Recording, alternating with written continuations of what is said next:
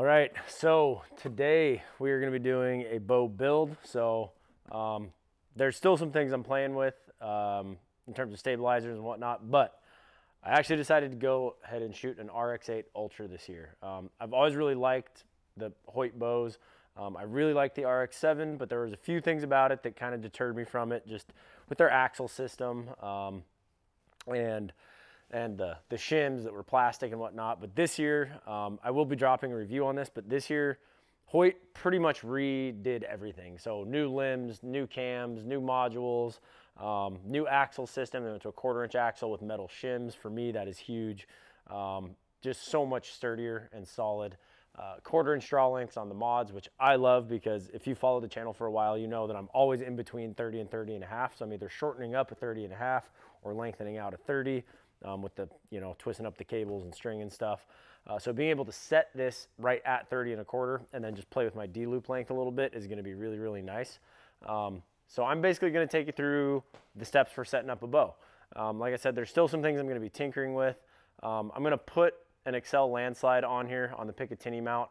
I don't know if I'm going to shoot that sight or the UV3 UV whatever slider from UltraView.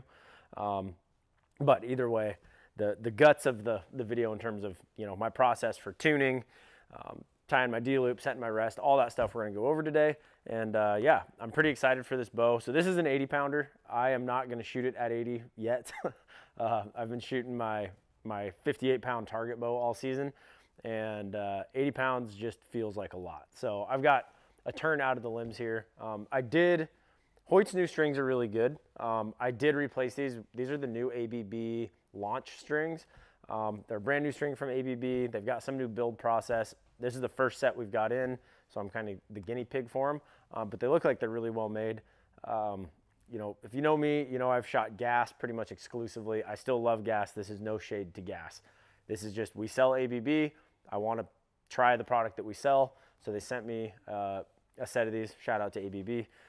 And yeah, I'm excited to see what they do. So I have put these on, but I have not got anything into spec. So I literally just restrung it. I haven't timed it. I haven't tuned it, anything like that. So we're gonna go over that process.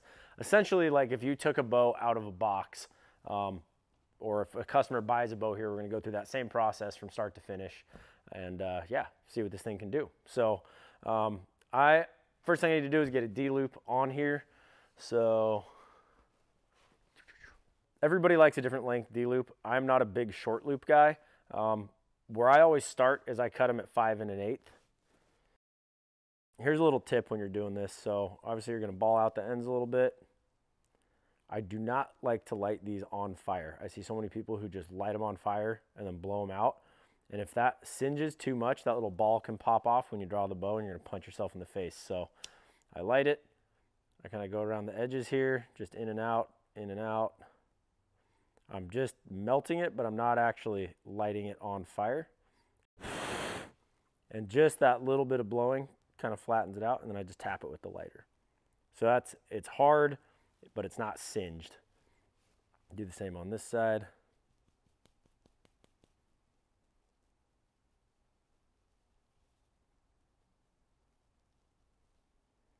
Get it nice and fuzzed up. It seems to ball up better that way.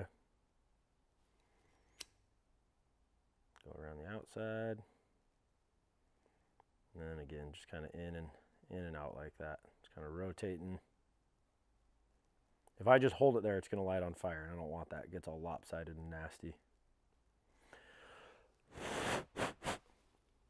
And tap. Loop. All right, now we're going to come over here and put it on the bow. So when you're tying a D-loop, I'm not sure how big of a difference it makes which way each knot is facing. I have always been told, and it makes sense, that the top knot is going to face away from you as the shooter, and the bottom knot will face towards you. So that's just always how I've done it. So there's the top knot. See, the ball is facing towards me, but away from me when I'm shooting. And the bottom one is going to come in. There we go. So again, top knot facing towards me, or facing away from me, bottom knot facing that way. Now, again, I don't know how much of a difference it makes which one faces which way, but you don't want them on the same side because that puts kind of like a heavy side to that string, and you're going to constantly fight a loop that's wanting to turn on you and turn on the string. So as long as they're facing opposite directions, you're good. I don't think it really matters if the top one is facing which direction. So you may notice I already put my epsilon on there just in the interest of time. Pretty straightforward on this. So, you know, I always like to tie to the limb. As close, I like to tie pretty close to the tip.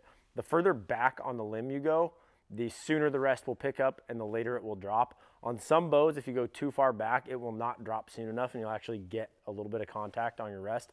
So Hamskea recommends, you know, 1.5 inches to 2 inches from the end of the bow, depending on the model. So Bowtechs and this Hoyt as well, there's not a lot of throw in this limb, but especially on Bowtechs, like on the SR350 and a lot of those models, you have to literally tie it like around the, almost like the axle of the bow, or there's not enough throw in the limb to get the rest to actually pick up all the way. And same on this bow. I noticed like if I tied it down here, it wouldn't pick up all the way. So you need, the most throw is in the end of the limb tip. So you need to make sure, and you know, we'll check it on the drawboard, but you need to make sure that when you draw the bow, that rest actually comes up all the way. And if it doesn't, you need to scoot that cord further back onto your limb. Kind of hard to see right there, but it's the exact same knot I did on my D-loop. I just put this little pad on the limb here, tie that knot, cinch it down, and you're good. So we're gonna get this rest set. All right, so a lot of people will use like that your little arrow level and stuff, and I'm not against that. I've done this enough. I pretty much just eyeball it.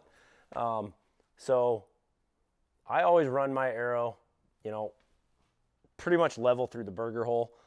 Sometimes I'll run like the bottom of the shaft through the burger hole, and if you're not familiar with what the burger hole is, it's essentially, well, not essentially, it is the hole that your rest mounts through. So the bolt that holds your rest on, that is the burger hole. That's the burger hole right there. So I want my arrow to run, that is the center of the bow. So I want my arrow in the center of the string. And again, you can use the little levels. I pretty much just eyeball it. And then when we shoot through paper, if I'm way high or way low, which is pretty rare, I'm gonna actually move my nocking point up or down versus trying to move my rest up or down. If I'm just a tiny little bit higher low, like an 1/8 or 1/4 of an inch, I'll move my rest. But we'll show that here in a minute. Now I'm gonna put my peep sight in. Now, your nocking point can move up when you put your peep sight in. When I stretch that string, it might bump your nock point up a tiny little bit. So if you want to be picky, you might put your peep sight in before you set your nock point. So when you're pressing your bow, like if you're doing stuff at home and this is your first time, you don't want to press your bow so much that, like, you just need the string to be slack. It doesn't need to be crazy pressed. It'd be hard to break a limb, but I've seen crazier things. The most like traditional one that we use are just, these for Pine Ridge makes them. It's just your typical 3/16. Never really had an issue with them. The Hamskea Raptor, you can see it's kind of more barreled here, and there's actually bafflings, like little like steps that go down to the center of the aperture in there. The idea is behind that is that if you have that sun coming in at an angle, which you will notice sometimes if you're shooting in like the morning or the evening, if that sun is behind you, it'll reflect off the inside of your peep sight. It'll cause a difference in point of impact, but it'll also just be annoying. It seems like when somebody's like, the reflection off their watch or something hits you in the eye. It kind of feels like that. So the idea with this is that it just keeps that lighting more consistent in different lighting conditions, which keeps your point of impact more consistent, and yeah, seems to be a good peep sight. So I've been running them for a couple years now, and I like them. Pretty much every string now is going to come with this string splitter. So I don't know exactly where my peep height's going to be. I'm usually about 5 3/4. So again, I'm eyeballing it here. On these Hamskea, on these Raptors, there's 2 slots that change the angle of the peep in your string. For any bow under like 37, 38 inches, I think it's the 45 degree. And they put these 2 little indentations on either side here to show you which slot to use. So that'll save you some time. Get this rest cinched up. This cord is like barely long enough. They say this bow's 34 inches. It's almost 35. It's like 34 11/16 or something. And this cord was on a 33-inch bow before, so I don't have a ton of room here. So Hamskea actually just came out with a really cool new little cord clamp that we have on order. We actually got them in, but everybody's out at the Sportsman Show and there's nobody to receive them. And I'll get yelled at if I pull something out of the package before it's received. But when you're doing this, people, I don't know, they think they're gonna hurt something. Like, I'm pulling hard on that cord. You do not want that thing coming loose, and you can get quite a bit of stretch out of it. This is actually a piece of D-loop material. It has a lot less stretch. I think it's the BCY 24. The one that comes with it is going to have definitely more stretch, but I just replace it with this, and I don't have any issues. But yeah, I mean, don't be afraid to crank on that thing. Yep, that's down. So I should say, I centered up my rest and set my rest height on this, you know, pre-video, but it's pretty basic to set your center shot and get, you know, the correct rest height. So now we've got the loop on there. We've got the rest on there. Gonna give this a quick cinch. Now I do things a little differently. I do not tie my knock sets in until after I start tuning.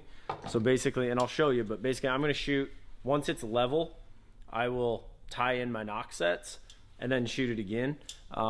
If you tie in your knock sets and you're getting some weird tear where you have to move your knock point versus just your rest, it's a pain in the butt to have to untie your knock sets and redo it. So I just do it like this. I'm not gonna get a lot of pinch or anything on the first couple shots.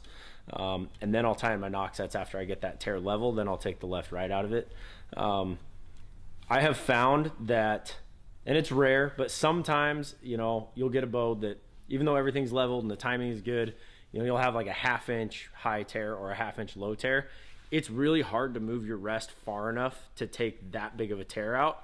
Whereas it seems like it takes less movement in the knock point. Like maybe I got to move my knock, you know, 1/8 of an inch down, whereas I'd have to move my rest like 3/8 of an inch up or something to get rid of the same tear. So that's why I like to not tie this in until I'm pretty sure everything's gonna stay level. Just something I've learned over the years after a lot of headaches. You know, you spend all this time tying in your knock sets and everything's good, and then you got to just undo it all and redo it. All right, so now we need to check, we're gonna check the timing and the draw weight and make sure. So the goal is here, you know, when we put this bow on the draw board, we want both of these stops to come around and hit this cable at the same time. While I'm doing that on my draw board over here, I can check the peak weight. We may need to add a couple twists or take out a couple twists, but I want to get this to 80 pounds. All right, so this is going to tell me my peak weight while I'm drawing.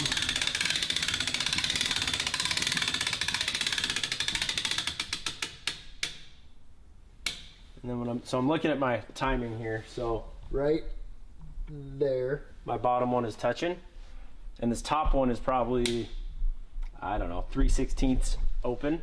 So to correct that, and I'm also only making like 70, I don't know, it's under like 70, 73.6. So I gotta add twists to these strings.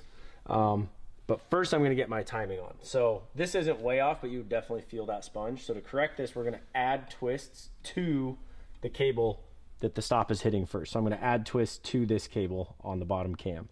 You wanna make sure, so ABB, they twist up counterclockwise. Most other string companies are gonna twist up clockwise, but you wanna make sure that you're actually adding twists and not subtracting twists. So we're gonna go back to the draw board.